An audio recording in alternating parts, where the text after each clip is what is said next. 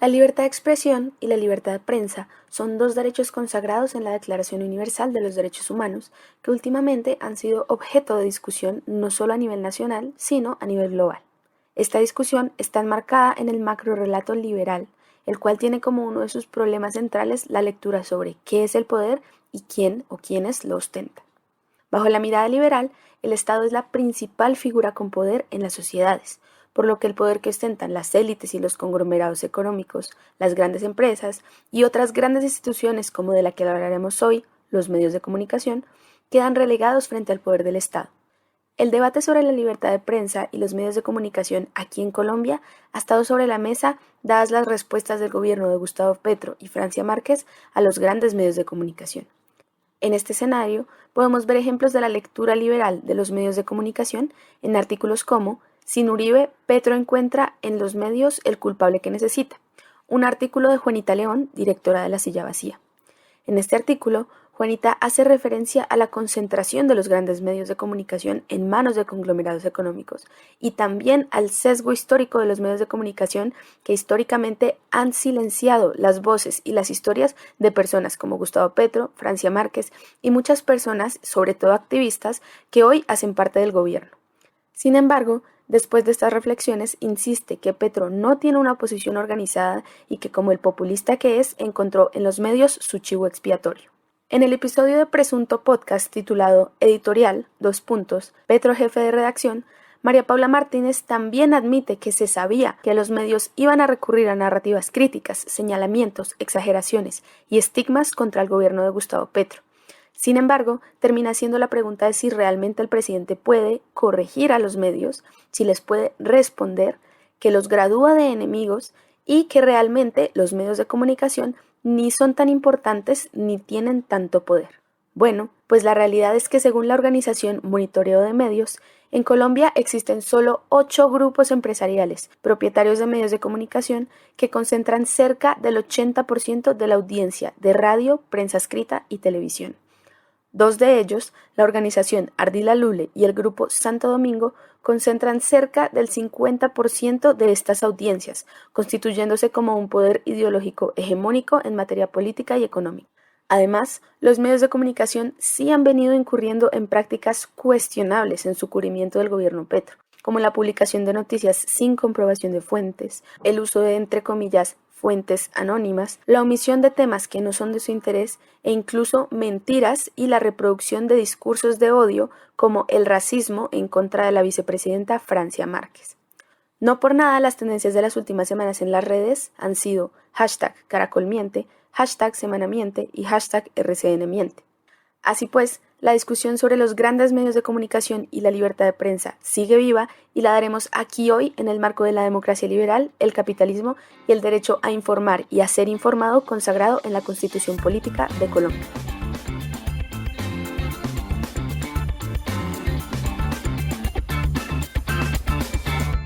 Bienvenidas y bienvenidos a La Célula, el proyecto comunicativo de La Creciente en el que discutimos sobre las urgencias del presente sin perder de vista la construcción de las utopías del futuro. Bueno, el día de hoy, como siempre, nos acompaña una mesa de lujo para esta discusión sobre medios de comunicación, capitalismo, democracia. Me acompaña Juanita Mayorga, economista de la Universidad Nacional y actualmente está cursando su maestría en comunicación política en la Universidad Externado de Colombia. Hola Juanita, ¿cómo estás? Hola, ¿cómo están a nuestra audiencia? Nos acompaña Itayo Sala Rojas, socióloga de la Universidad Nacional, magíster en desarrollo rural y candidata a doctora en estudios del desarrollo. Ita, querida, ¿cómo estás? Hola Santi, hola Juanita, y a nuestra nueva revelación del día de hoy. Así es, que es Nicolás Chávez, economista de la Universidad Nacional y actualmente cursa su maestría en estudios políticos en el IEPRI, es decir, el Instituto de Estudios Políticos y Relaciones Internacionales de la Universidad Nacional de Colombia. Nico, querido, bienvenido a esta discusión. Gracias, ahí me promovieron de editora a tertuliano, entonces agradecido por la oportunidad. Sí, hay que decir que Nicolás en realidad nos acompaña desde el primer momento, desde el momento cero de concepción de este proyecto y ha estado detrás de la producción y de la edición de los capítulos. Entonces, Nico, bienvenido a tu nuevo rol de tertuliano. También le enviamos un mensaje de saludo y muchos abrazos a Santiago López, que hoy no nos puede acompañar, pero que esperamos pronto se pueda reincorporar a nuestras tertulias y a los episodios de La Célula. Bueno, pues empezamos con la primera sección de nuestro programa, Apuntes de Urgencia, en el que cada uno de nuestros invitados e invitadas expresan un elemento de la coyuntura nacional, internacional, global, puede ser de cualquier ámbito de la vida social, la política, la cultura, el arte, que les preocupe y que quieran compartir. Bueno, empiezo yo. Les cuento que estoy muy preocupado, como buena parte, o si no todos, las y los demócratas de América Latina, con el ascenso de Javier Milei y su partido de ultraderecha libertaria y paleolibertaria, La Libertad Avanza, en Argentina. Y quisiera pues solamente hacer un comentario, que es que aunque se digan libertarios, aunque en su programa este tipo de opciones políticas siempre digan que apuntan a la reducción del Estado y a que la vida social se ordene de manera espontánea y descentralizada a la luz del mercado, de manera muy distinta es como operan en la realidad. Esta retórica libertaria, cuando se intenta llevar a la práctica de una u otra manera, en la medida en que a nivel teórico le siguen dando al Estado el papel de garante de la seguridad y de la justicia, cuando esto se combina con su anticomunismo y anti-igualitarismo radical, lo que terminan promoviendo es una reconstrucción del Estado, incluso un fortalecimiento del Estado, pero en un sentido represivo y policivo. Entonces no hay que dejarse engañar. No digo pues que todas sean personas malintencionadas, pero creo que se equivocan, se autoengañan. Porque en la práctica su virulencia y vehemencia anticomunista y antiestatista termina volviéndose el Estado lo que el capital en un sentido más radical y puro quisiera que fuera. Es un garante de los derechos de propiedad, incluso de manera despótica, y un arma en contra de los más débiles. Bueno, mi apunte va también relacionado a lo que habla Santi sobre Milei, un poco más profundizando pues en un aspecto que creo que ha manejado casi que solamente discursivamente y profundizando muy poco en cómo hacerlo de manera efectiva, es el tema de la dolarización en Argentina. No solo porque esto pues a fin de cuentas no garantiza la reducción de la inflación, sino que es un tema carísimo. Se estima que alrededor de 120 mil millones de dólares se necesitarían para transformar los pesos de la gente en dólares a un precio de mercado. ¿Eso qué puede resultar? Por un lado, decir no, cancelamos todos los pesos, le dan a cada persona una convertibilidad en dólar que les parezca más o menos, empobreciendo prácticamente a toda la población y empezamos de cero. Habría que ver eso que también funciona, porque recordemos que los estados que están dolarizados ahorita, pues el más grande es Ecuador, que no es muy grande, y habría que ver qué tan buena fue esa política. Y el resto es Panamá, que fuera de Ciudad de Panamá la verdad la pobreza es muy fuerte. Y paraísos fiscales, que generalmente son islas de no más de 100.000 habitantes. Entonces esa política es muy peligrosa y hay muchos economistas de Argentina que han llamado la atención sobre eso, y que hay que ver si en verdad, como decía Santi, se lleva a cabo estas políticas libertarias extremas, porque tarde que temprano seguramente va a empezar a asesorarse de economistas más neoliberales, Chicago Boys, que apliquen una política mucho más, digamos, encaminada con el Fondo Monetario Internacional, que le dé gobernabilidad a Milei, porque el mercado tampoco es que esté reaccionando de una manera súper favorable a sus políticas. Mi apunte de universidad del día de hoy es sobre el golpe de Estado que se dio en la capital de Níger. Creo que todos tenemos que tener los ojos puestos en lo que está pasando, no solo en este país, sino en general en África.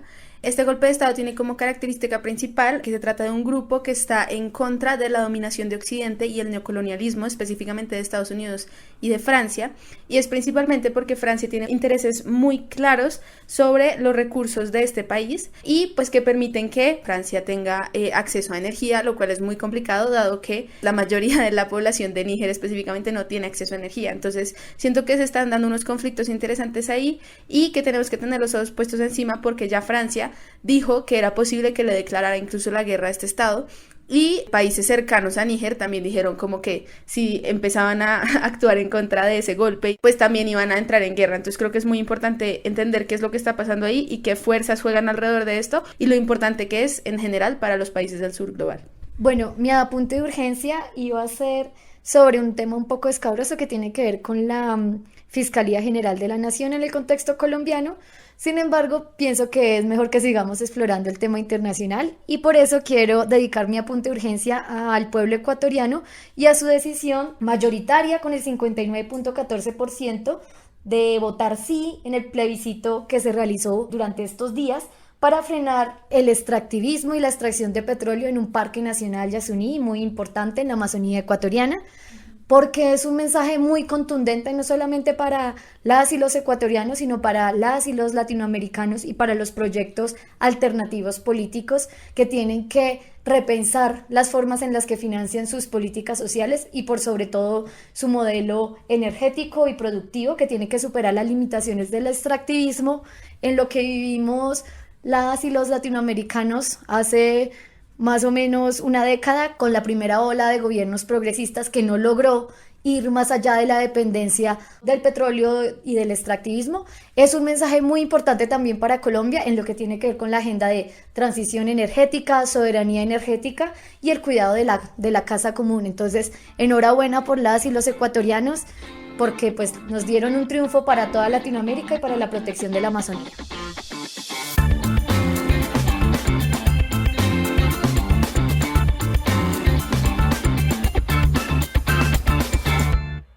Bueno, ahora sí entrando en materia, quiero empezar dando un marco general de esta discusión y quería hacer como una pequeña introducción histórica referente a momentos los cuales se ha evidenciado que, digamos, los medios no podemos llamarlos neutrales como siempre lo han querido llamar o como objetivos, sino que igual siempre se han alineado como de algún lado o han tratado de contar una historia por el mismo acceso que tienen a las audiencias. Aquí me quiero referir a un artículo de Ana María Arango en el 2015. Esta discusión se venía dando alrededor del proceso de paz con las FARC.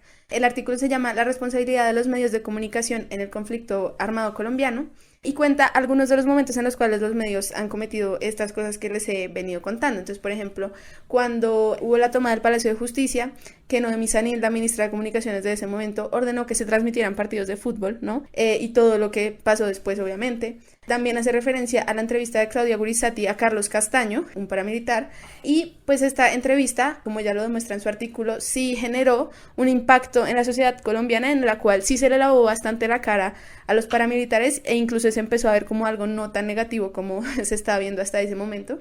Y también, importante en ese momento, la discusión de cómo los medios estaban enmarcando los acuerdos de paz de La Habana en el marco del castrochavismo, básicamente. Un poco para darle continuidad a esto que menciona Juanita, no podemos olvidar que en mayo de este año, en un estrado judicial, el paramilitar desmovilizado Salvatore Mancuso afirmó frente a la JEP acerca de su cercanía y relaciones con Francisco Santos lo siguiente, y abro comillas: yo estuve en Bogotá, me invitó a El Tiempo para explicarle a los editorialistas la visión y el enfoque de las autodefensas. Nos ayudó muchísimo a legitimar el discurso, cierro comillas.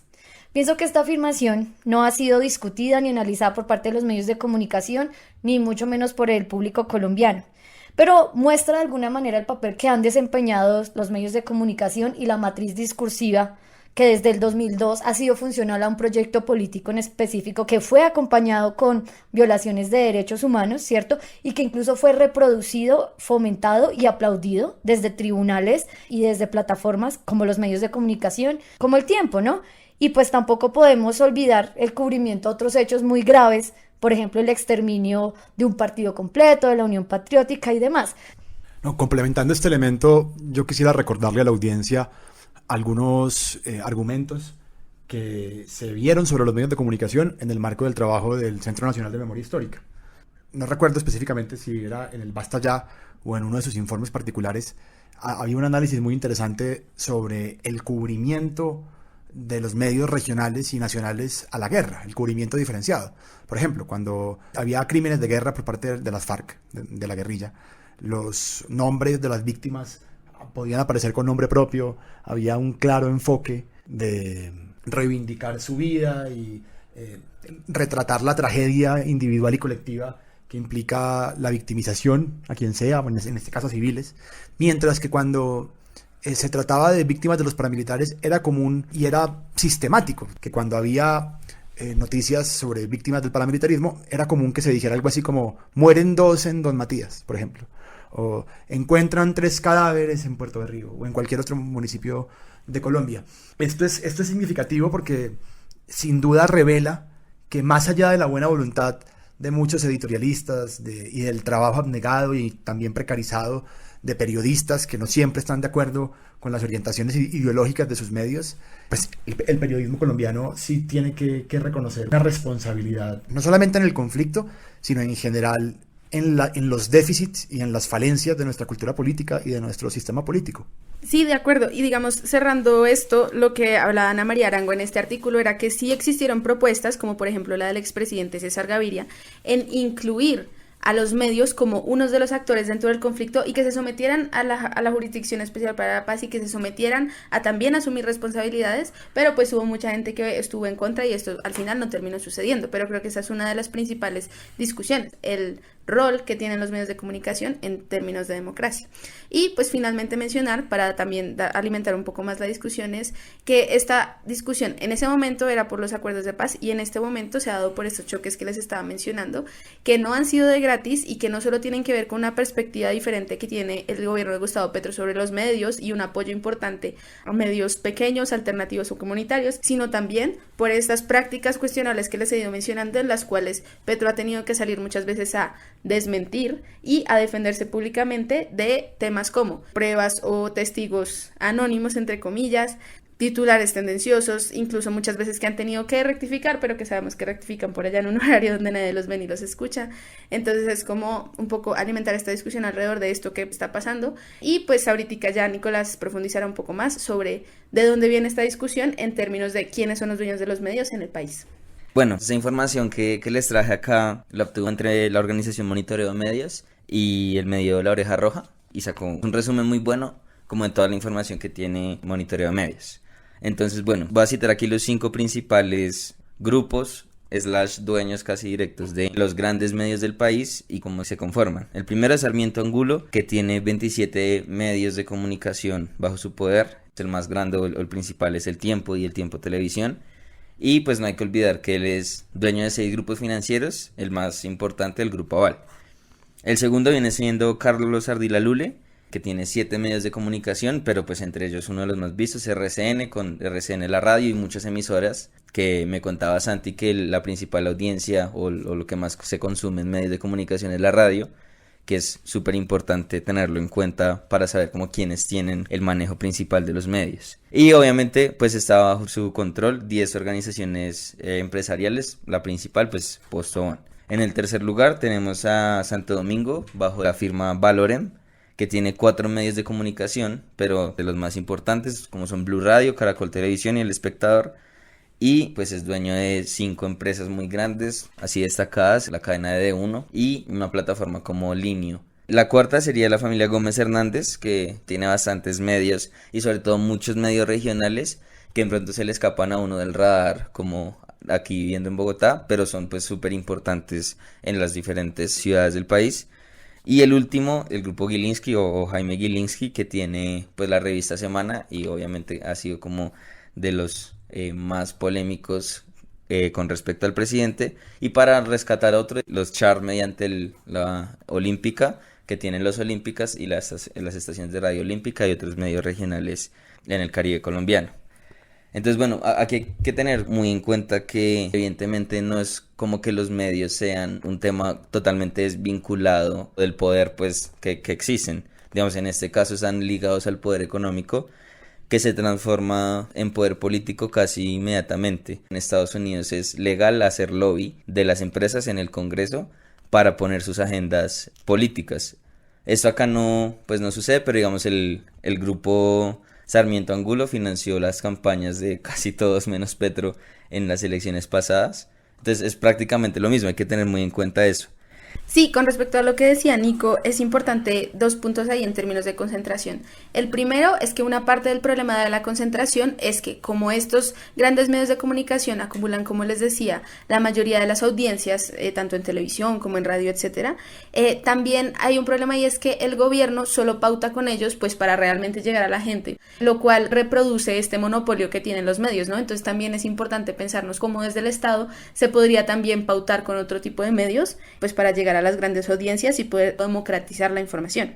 Y el segundo punto, específicamente sobre lo que dijo Nicolás, es sobre este lobby que se da, y es que muchísimas veces estos intereses, como todos estos grupos tienen una variedad de empresas y de intereses, pues entonces se dan situaciones como la que pasó durante la reforma tributaria. Los medios de comunicación no estaban hablando mucho, por ejemplo, del debate de las bebidas azucaradas, pero ¿cómo van a hablar de las bebidas azucaradas si Carlos Arrieta Lule, que es dueño de medios de comunicación, al mismo tiempo es dueño de empresas de bebidas azucaradas como Postobón y de los grandes conglomerados azucareros?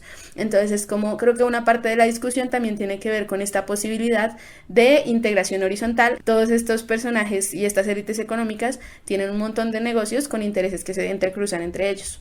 En Colombia, cuando hablamos de este papel de los medios, poco sabemos o poco discutimos sobre quién tiene qué.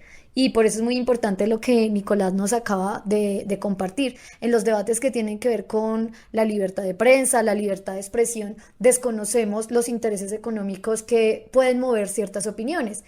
El derecho a estar informado, como está previsto en la Constitución, debería también considerar conocer y que todos los colombianos y los ciudadanos conozcan esta información, y por eso desde la célula nos parece importante difundirla. La reflexión final que tenía yo alrededor de esa concentración es que no es solo que manejen los medios como una cuestión de, bueno, los financian, sino que llevan su discurso ahí, y ese discurso no solo genera un ambiente, sino una hegemonía cultural alrededor de quién maneja la información y cuál es el discurso que queremos que pues la gente crea y defienda incluso, ¿sí? Entonces hay que entrar a ver qué tan democrático es la información si estamos creando una hegemonía cultural alrededor de los mensajes que comparten esos grandes magnates del país mediante los medios. No es de gratis que tengan los medios, no es que solamente sea un tema de que les dé réditos, sino que además logran controlar la opinión de la gente. Y eso sí es un poder que entra en disputa con el poder político actual del gobierno, porque pues el antagonismo es claro, algunas veces no. Digamos, es curioso que Petro pueda hablar con otros miembros de los Gilinski, mientras que en Semana lo atacan constantemente. Pero igualmente sí son oposición y poder de oposición, no solo porque los medios hablen mal de Petro, sino porque les interesa generar un discurso en donde el clima va mal, hay oposición como creciendo, entonces para tenerlo en cuenta. Quisiera complementar esta conversación con una pequeña reflexión sobre las tensiones entre liberalismo y democracia a la hora de abordar el problema de los medios de comunicación. Es sabido, y somos testigos cotidianamente en el debate público en Colombia respecto a las intervenciones de Petro sobre los medios de comunicación, que hay un discurso bastante dominante, incluso en espacios que se dedican a la crítica de medios, con respecto a la libertad de expresión, que es algo así como que el objetivo fundamental de la reivindicación de la libertad de expresión es la defensa de los periodistas y de los medios frente al poder del Estado, frente al Ejecutivo. Y esto bien tiene que ver con un elemento que mencionaba Juanita en la editorial, que es que el liberalismo no es que sea ingenuo, no es que no sepa que hay poder social y que hay otras fuentes de poder social, además del Estado, pero es cierto que privilegia la crítica al Estado y al Ejecutivo en defensa de la sociedad civil, como si la sociedad civil fuera autónoma del mismo. El punto es que históricamente tenemos razones para ser escépticos y para sospechar de una defensa irrestricta de la libertad de expresión cuando no se tiene en cuenta cuáles son los intereses en disputa que están detrás de la libertad de expresión. En un mundo donde es evidente que las fuentes del poder social no son solamente el poder ejecutivo, ni siquiera el Estado, que además no es todo controlado por Petro, sino que hay poder económico, poder cultural, poder incluso religioso, social, que eso sin duda influye y media el poder político. Una concepción de la libertad de expresión, por principio, debería ser una concepción adecuada y holística de la libertad de expresión, debería ser reacia a este intento liberal de seguir reduciendo el objeto de su crítica a las intervenciones del poder ejecutivo por fuera de cualquier otra discusión. Yo pienso que tenemos que aterrizar un poco esto que Santiago acaba de describir, y es en el sentido de personajes, posturas en específico, que son el botón de lo que quiere mostrar Santiago. Entonces, por ejemplo, figuras como Daniel Samper, que poco o nada dice sobre su familia, que poco o nada dice sobre su condición de clase, que poco o nada dice sobre su extracción social o los medios donde él tiene micrófonos, tribuna, etcétera, etcétera, pero que considera que la única fuente de poder y al único poder al que le puede hacer oposición en este momento es al Ejecutivo, ¿no? Y digamos que es una reflexión interesante para entenderlo de manera más completa, como lo que decía Santiago.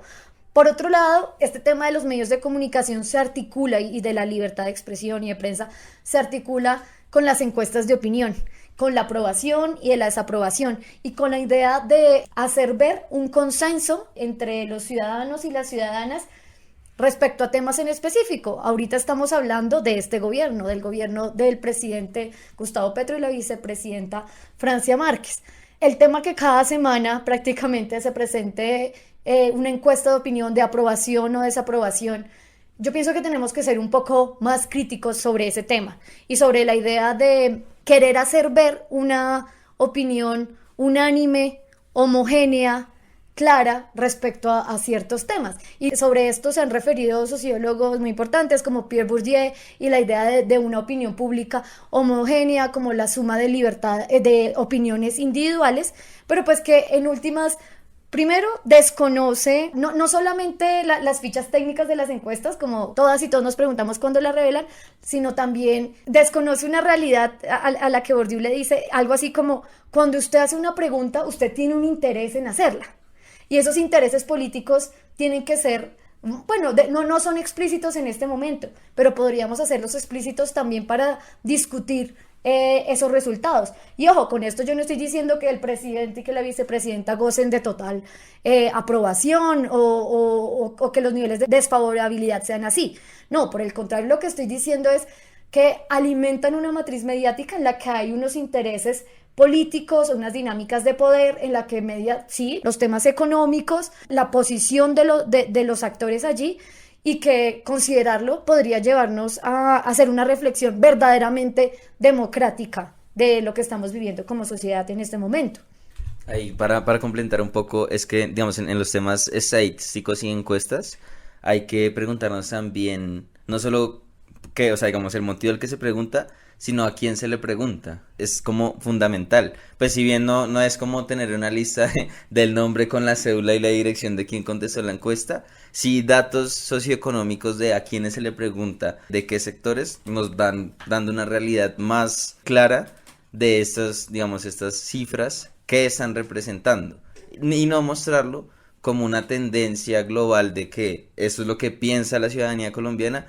Y uno le pregunta, ¿por qué a mí nunca me han encuestado? Esa es, digamos, una pregunta que me parece, ¿cómo es que habiendo tantas encuestas, nunca he salido yo en una de esas?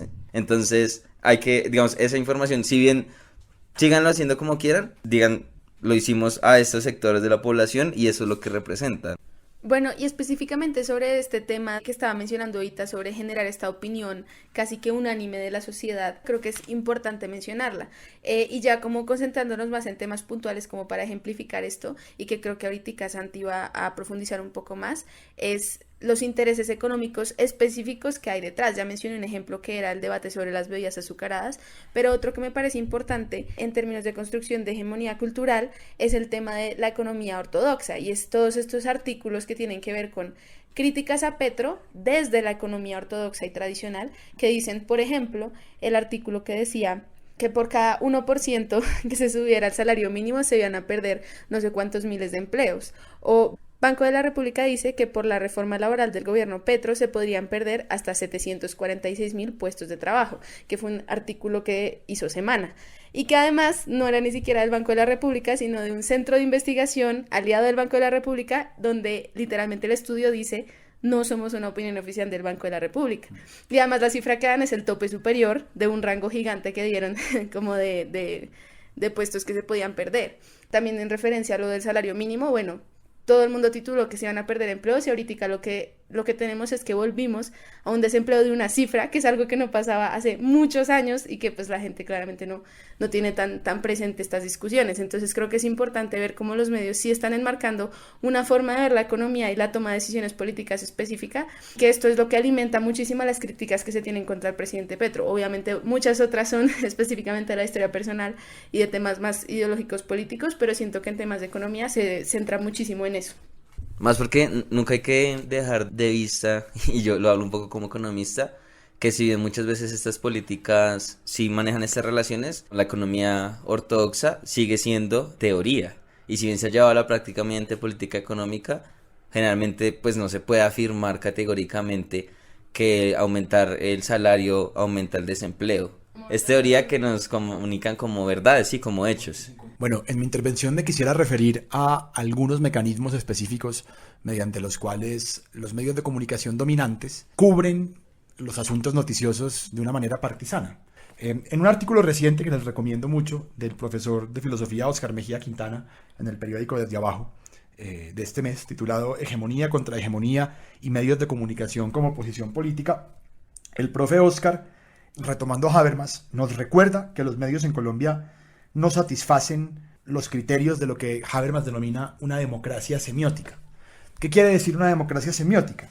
Es esta utopía o esta perspectiva política de que los medios de comunicación tienen el deber de ofrecer una comunicación pública no distorsionada. Alguien podría decir, hombre, que es absolutamente imposible que haya una opinión pública absolutamente no distorsionada, en la medida en que las relaciones de poder y los intereses siempre van a mediar la manera como se cubren las noticias. Y esto es cierto, sin duda, y hace parte pues de vivir en una sociedad de clases con intereses divergentes. Pero eso no quiere decir que la democracia no deba reivindicar el principio de la comunicación pública no distorsionada o una democracia semiótica como horizonte. Y es aquí donde los medios de comunicación fallan, aunque inmediatamente hay que introducir un matiz.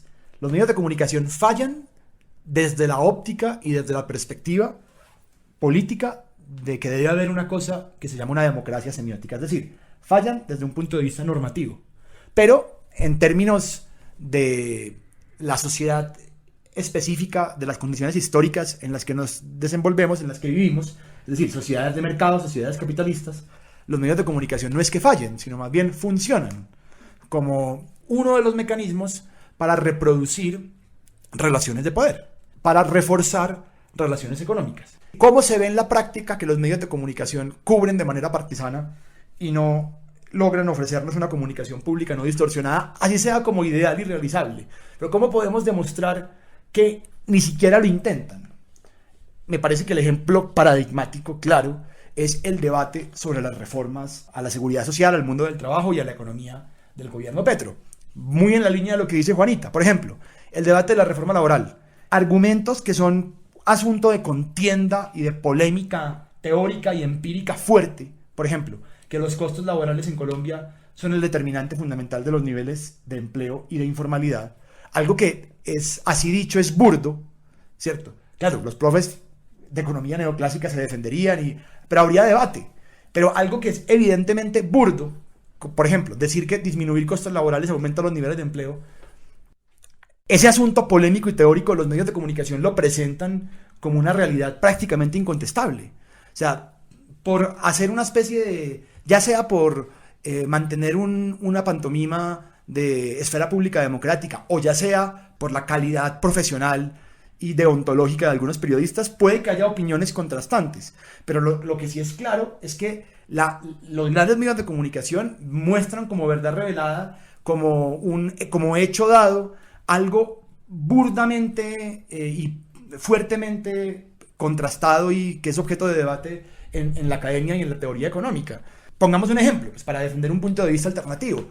Libardo Sarmiento Anzola, un economista que también publicó un artículo buenísimo Desde Abajo que les recomiendo, demostraba cómo los niveles de empleo y de informalidad en Colombia, a la hora de correr un modelo para ver qué variables ayudan a explicar el comportamiento de la informalidad y del desempleo, veía que el modelo salía con otros múltiples factores, índice de necesidades básicas insatisfechas, cantidad de infraestructura o elementos del ciclo económico que no tienen que ver directamente con los costos. Pero los medios de comunicación, en vez de ver de manera compleja esta realidad, lo dan por hecho. Entonces, ¿qué es lo primero que no hacen bien los medios? La exhaustividad. O sea, las noticias, al menos los asuntos polémicos, donde hay intereses divergentes, teorías contrastantes, al menos deberían ser cubiertos de manera exhaustiva en términos democráticos.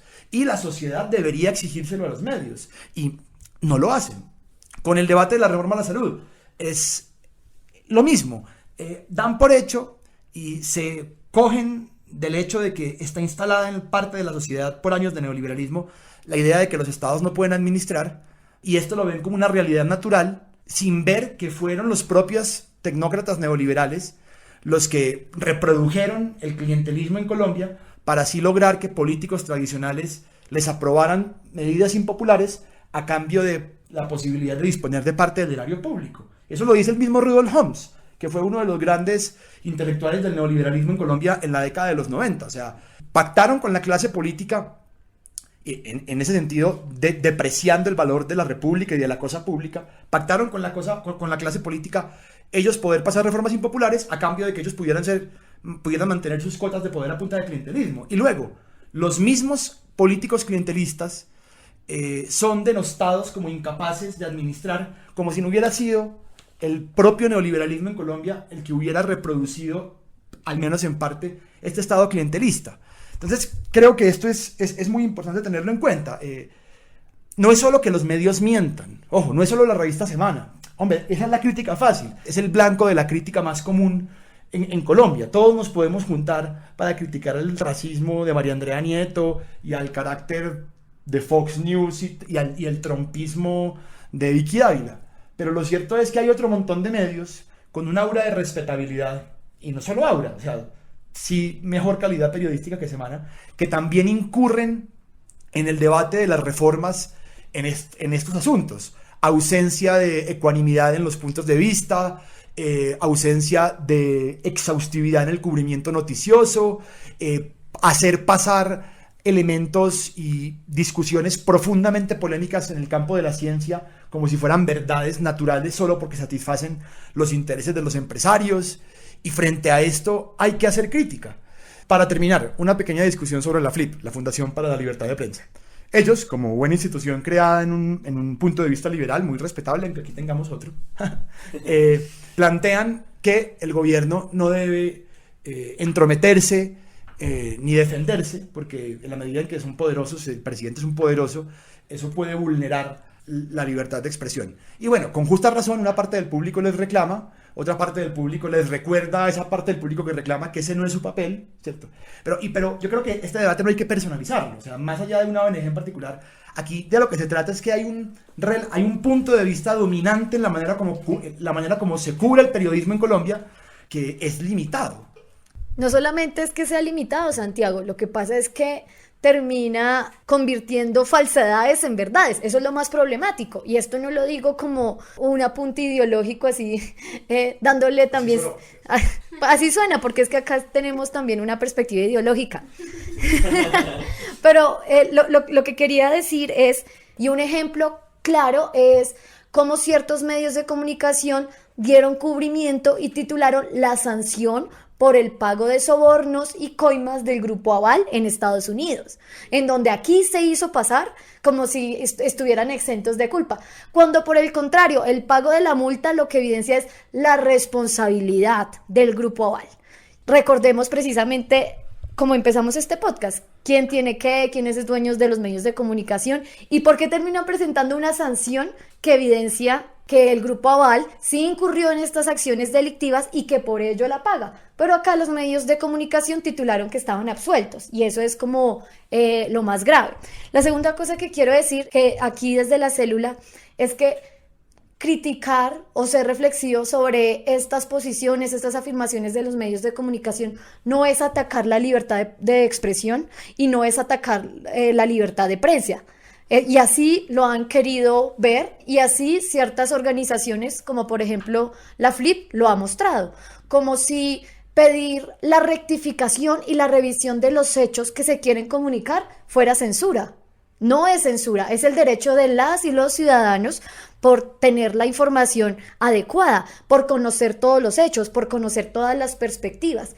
Y así lo quieran hacer pasar como libertad de prensa, la injuria, la calumnia y la falsedad no son libertad de prensa, son conductas también delictivas, y por más que sean medios de comunicación, tiene que haber también una reflexión en torno al papel de estos y a sus afirmaciones. Sí, yo creo que esto también está enmarcado en lo que hablábamos ahorita con Ita sobre el derecho a ser informado, ¿no? No solamente estamos hablando de acceso a diferentes medios de comunicación, sino creo que lo que sí nos debemos es una discusión sobre el contenido específicamente, ¿sí? Sobre el contenido que estamos consumiendo.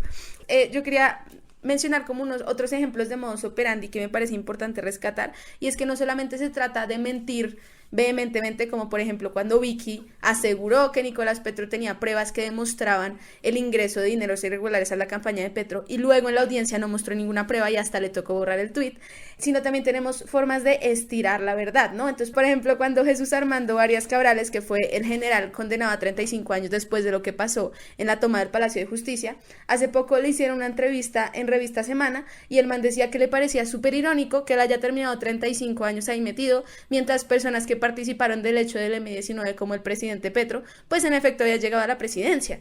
¿Y por qué ese estiramiento de la verdad? Porque se ha repetido una y mil veces que Petro no hizo parte de la toma porque en ese momento estaba preso. Otro ejemplo rápido, que ese sí le pasó a todos, RCN, Caracol, El Colombiano. Cuando salió el titular, Petro le subió el salario a los congresistas, cuando se sabía que era un decreto que había dejado listo Duque y que el presidente tenía que firmar por ley, pero titularon que Petro había casi que decidido autónomamente subirle el salario a los congresistas. Y otro ejemplo que quería decir, entonces tenemos mentiras, tenemos formas de estirar la verdad, y uno también es cómo se enmarcan las noticias. Entonces un ejemplo que quería traer muy relacionado a los límites de la libertad de expresión y este más como de reproducción de discursos de odio. Por ejemplo, el cubrimiento del viaje que hizo Francia Márquez a África tuvo un cubrimiento totalmente sesgado en términos de raza, y vimos muchos actos de racismo por parte de los mismos medios contra la vicepresidenta. Un ejemplo es el cubrimiento que le hizo específicamente María Andrea Dieto, donde photoshopea la cara de Francia Márquez en un guía de safari y la sube con un montón de animales en África, y dice que, mejor dicho, la vieja se fue a hacer un safari costosito, cuando no presentaban literalmente la agenda, o lo que también hacían era que la ponían al final de los artículos, pero en Twitter lo que movían eran los titulares tendenciosos de que cuánto costaba el combustible y no sé qué. Entonces creo que también es importante hacer referencia a sus diferentes modus operandi. Aquí un apunte rápido, pero tal vez anecdótico, y que refleja un poco que también hacen línea política directa por medios.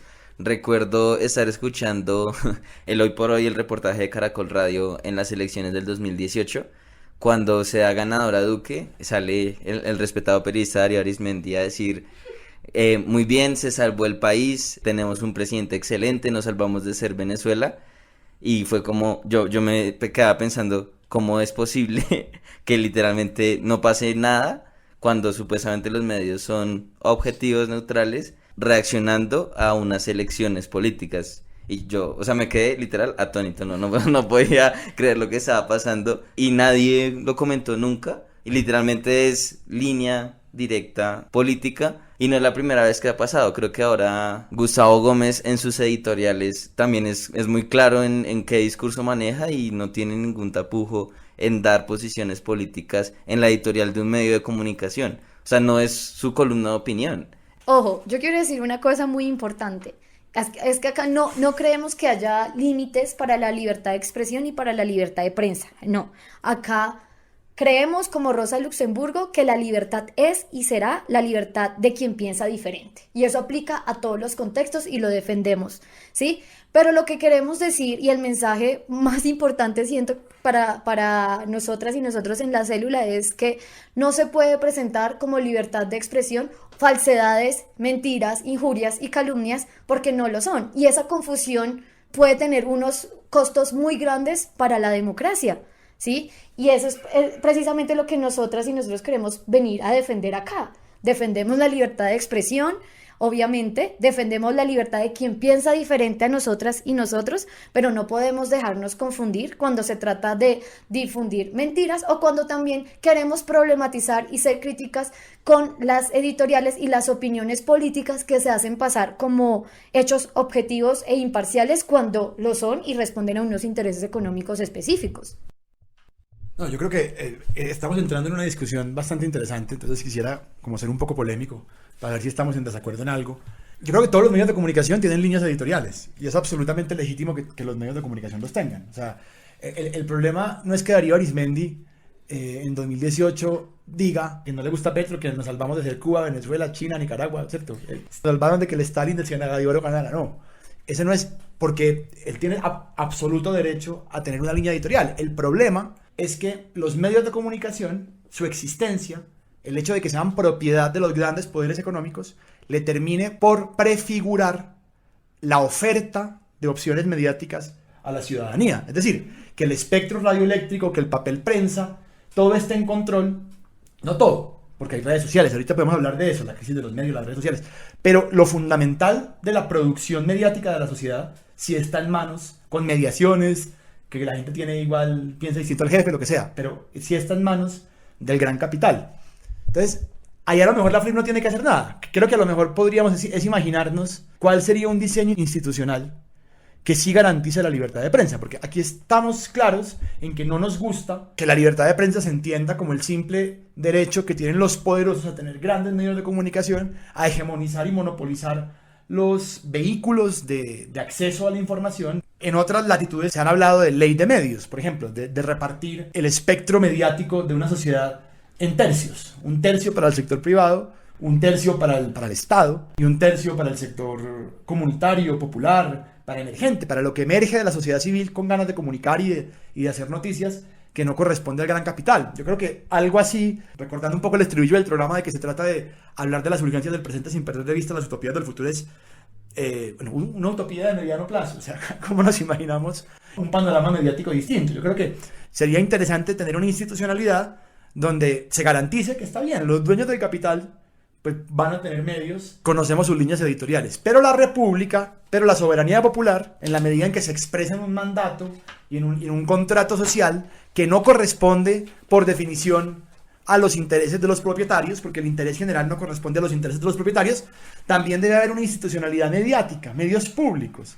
Y ojo, medios públicos no quiere decir medios al servicio de los políticos, pero podemos pensar en instituciones públicas que sean de la República, del Estado, y que haya mecanismos que impidan la intervención política asquerosa.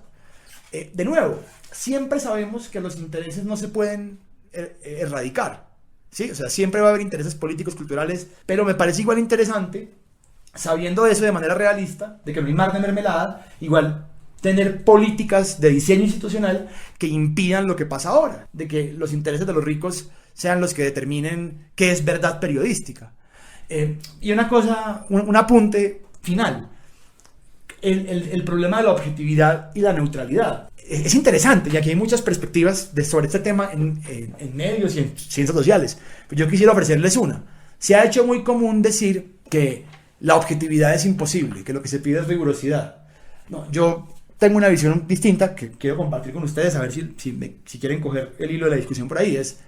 La objetividad es una apuesta a la que el periodismo debe seguir apuntando. ¿Cómo se logra la objetividad? Con rigurosidad, con contrastación de fuentes, porque los intereses en disputa y los diferentes relatos sobre una misma realidad también hacen parte de la realidad que se busca reconstruir objetivamente, ¿cierto? Lo que sí es difícil o incluso imposible es la neutralidad periodística, porque el problema de pretender ser neutral es que si un periodista o un sociólogo o un economista, pero aquí también van los periodistas, se dedica simplemente a describir los hechos en cuanto a él o a ella le parecen dados, o sea, de manera neutral, se termina volviendo sin quererlo apologista, defensor de esos propios hechos, porque la realidad social, que es la realidad que cubre el periodismo político, es una realidad en movimiento, es una realidad que está hecha, constituida la propia realidad de fuerzas en disputa. Entonces, ser neutral puede significar simplemente,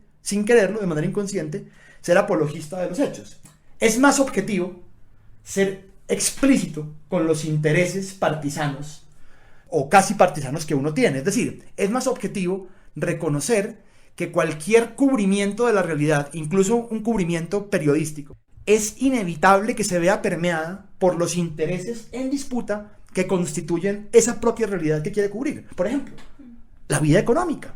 Si hay intereses en disputa entre grupos de clases, trabajadores, empresarios, hay múltiples verdades y el periodismo puede ser más sincero, apuntando a la objetividad, pero reconociendo que la neutralidad en los asuntos humanos y culturales es imposible, porque todos hacemos parte incluso de la misma realidad que queremos reconstruir. O sea, si un periodista es millonario, si Julio Sánchez Cristo, periodista que disfruto ocasionalmente en las mañanas, se gana más de 80 millones de pesos al mes, pero hombre, pues es bastante difícil que él pueda abstraer sus propios intereses de la manera como él pretende reconstruir una realidad en su labor como periodista. Yo me quedo pensando también con esto de Nicolás, yo también creo que es muy, incluso a veces impresionante la forma en la cual se expresan las opiniones y los diferentes intereses en los medios, pero creo que también, o sea, no solamente es un tema de que solo los poderosos muchas veces pueden acceder a audiencia, como lo demuestran las cifras que ya les hemos estado contando, sino también que esto se tome como objetivo, o sea, mínimamente me parece ingenuo, pero máximamente me parece cínico, ¿sí? Porque a pesar de que estamos viendo estas posturas definidas, claramente políticas, ideológicas, económicas, etcétera, lo que sigue pasando es que se defiende la libertad acérrimamente bajo la idea de que ya son objetivos y ya son rigurosos y ya son neutrales, que es lo que más me parece problemático. Entonces, claro, digamos en la discusión de la flip, yo sí entiendo que muchas veces uno dice, ¿dónde está la flip? Y dicen como, no, es que la flip no le corresponde hacer esto y esto, sino solamente defender la libertad de prensa. Y yo entiendo que sea ese su, entre comillas, papel, pero me parece que es complicado hacer una fundación o una organización que defienda la libertad de prensa sin darse un debate sobre lo que es la libertad. Entonces es a lo que se refería Ita. Claro, no estamos hablando específicamente de que existan o no límites, pero es sí diferenciar libertad de prensa de discursos de odio, libertad de prensa de mentiras, libertad de prensa de la libertad que también tiene el presidente de defenderse de ataques que son infundados. Entonces sí creo que es bastante problemático como sí esta visión como no, libertad por la libertad y en todos los casos, sino específicamente en dónde y para qué. Y con eso también quería hacer referencia a algo que me parece importante y es muchas críticas a Petro con respecto a que generalizan los medios. Eso a mí me parece complicado, ¿no? Porque él dice medios de comunicación y mucha gente le dice, no, ¿cuáles? No todos, not all medios.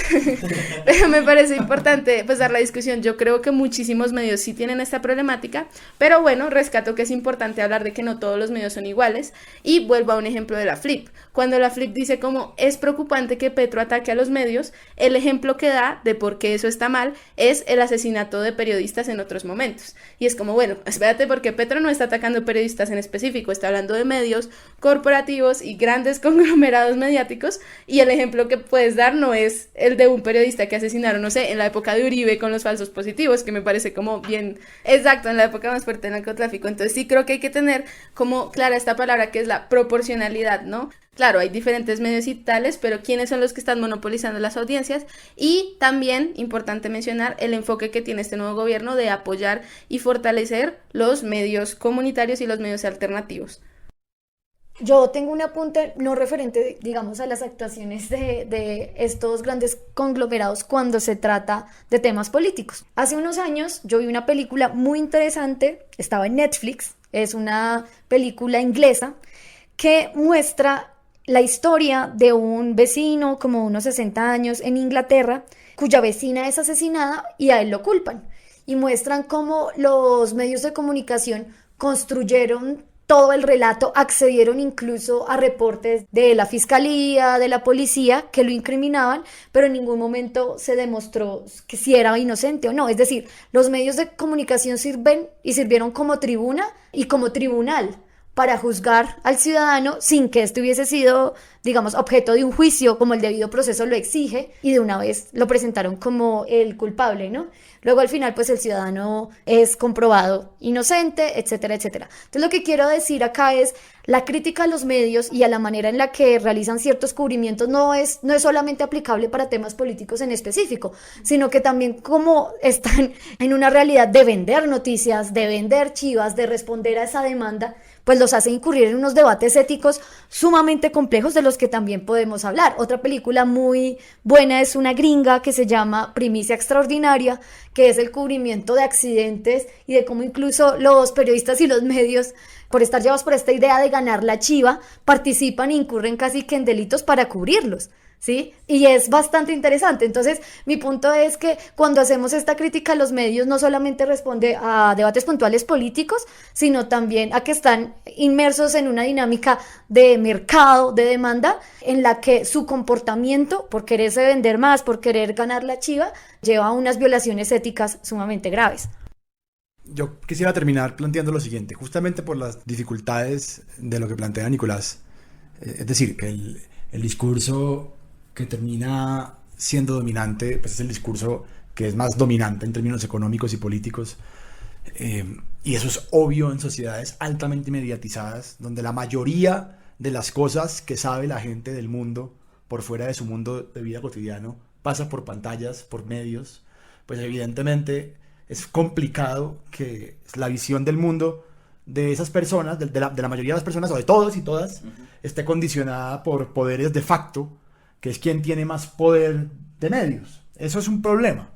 Pero eso en realidad es algo inevitable. O sea, pensémoslo de la siguiente manera. Nos podrían decir lo mismo a nosotros. O sea, nosotros a lo mejor consumimos más, de manera más preponderante, contenido que tiene como objetivo verificar lo que ya creíamos, lo que ya sabíamos. Por eso yo insisto mucho en el diseño institucional, es decir, como utopía. Pero es algo sobre lo cual debería hablar la política. Porque algo preocupante es lo que podríamos denominar como la balcanización de la opinión pública. O sea, que la opinión pública, la esfera pública, que no es una, son muchas, se vuelva como una especie de archipiélago que se bifurca por motivos ideológicos. Cada quien consume los periódicos, el canal, los youtubers, las revistas que le gustan, pero no hay ni siquiera una posibilidad de entenderse sobre nada. No es que digo que haya unos hechos sobre los cuales alguien pueda decir estos hechos de verdad sí son irrefutables, pero nadie debería renunciar a la posibilidad, al horizonte, de que si hubiera un espacio de comunicación pública no distorsionada en el que nos pudiéramos encontrar entre diferentes con exhaustividad, no ecuanimidad, porque no vamos a decir que es lo mismo la posición de quienes son violadas a de quienes les parece que la violencia de género no existe. Por poner un ejemplo, entre el feminismo y la reacción ultramachista. Ahí no hay ecuanimidad posible. Pero sí yo creo que la política debería tener ese horizonte pluralista, casi que como dicen los liberales, con la diferencia de que los liberales no son capaces de reconocer las condiciones de posibilidad de un verdadero pluralismo, que sería una limitación del poder económico en la definición de las agendas mediáticas que consume el resto de la sociedad. Mejor dicho, es muy difícil esta discusión y quedo pensando. Yo cierro con dos apuntes que no puedo dejar de decir. El primero es que en el camino a esta utopía que dibuja Santi, que creo que sí sería un ideal y creo que podemos estar de acuerdo en eso, creo que en ese camino sí es importante que se empiece a dar la discusión específicamente de el derecho a estar informados y la relación con la calidad de los contenidos. Y creo que es importante que sea una discusión amplia en la cual no sé si se cree después una organización verificadora o algo así, pero que sí tiene que participar la ciudadanía, los medios, los dueños de los medios, el Estado, medios pequeños, medios grandes, y creo que esa es una discusión que debe darse ya, o sea, lo más pronto posible. Y por otro lado, algo que me sorprende mucho es que todavía exista esta idea que les mencionaba en la editorial de personas que creen que los medios, entre comillas, no son tan importantes. Creo que una de las conclusiones de este podcast es claramente son importantes en términos ideológicos, políticos, sociales, de opinión pública, o sea, son fundamentales y no podemos seguir creyendo que no tienen ningún tipo de poder. Bueno, hay gente que incluso los llama el cuarto poder, yo no sé si los llamaría así, pero sí creo que es importante darnos toda esta discusión alrededor de esa premisa importante. Sí tienen un poder, sí son muy importantes y sí tienen capacidad de incidir en grandes cosas. Y quiero dejar un ejemplo internacional rápido como para ilustrar mi punto, y es estas campañas de miedo que se dan alrededor claramente de las discusiones electorales. Por ejemplo, lo que pasó con el plebiscito de la constituyente en Chile, y es algo que se mencionó mucho, y era que la agenda mediática durante la semana anterior a esas votaciones era sobre la inseguridad en Chile, inseguridad, pero no sobre las cifras efectivas de hurto, de asesinato, no, sino sobre la percepción de inseguridad. Y lo que hicieron los medios fue decir, claro, Chile es el país más preocupado por la seguridad del continente, cuando en términos específicos de seguridad y de hechos era uno de los más seguros. Entonces, ¿cómo se enmarcó esto? Y pues creo que sería imposible decir que esta agenda mediática no tuvo absolutamente nada que ver con esas votaciones, ¿no? Creo que es importante también entender este tipo de coyunturas y el poder que tiene muchas veces esta construcción de consensos en la sociedad como si fueran verdades absolutas. Bueno, para finalizar, es un tema muy grande, muy complejo, muy interesante que pues, despierta muchas reflexiones. A mí se me viene a la mente el caso de Julian Assange y la presentación de hechos que otros no quieren mostrar y el por qué está pagando una condena y demás, o sea, y todo el juicio político y público pues que está enfrentando en este momento. Pero bueno, cuando nosotras y nosotros desde la célula pedimos ser críticos, pedimos valorar las agendas, pues también somos autocríticos y por eso cuando abrimos cada uno de nuestros episodios decimos que queremos discutir las urgencias del presente para las utopías del futuro y eso nos deja en un contexto político e ideológico en el cual se enmarca esta discusión. Nosotros y nosotras decidimos hacer este podcast porque queremos también participar de esa discusión, porque queremos poner otros temas, otras perspectivas y pues con esto ya nos despedimos con el episodio de hoy de La Célula. Bueno, querida audiencia, espero hayan disfrutado del episodio. Si les gustó, por favor compartan con sus amigas, amigos, familiares, conocidos, camaradas, colegas del trabajo. Y si les interesa, nos pueden seguir en las redes sociales, La Creciente, para seguir atentas y atentos a nuestras apuestas comunicativas, pero también culturales, intelectuales, políticas, etc. No olviden suscribirse y espérennos próximamente con un nuevo episodio. Muchas gracias.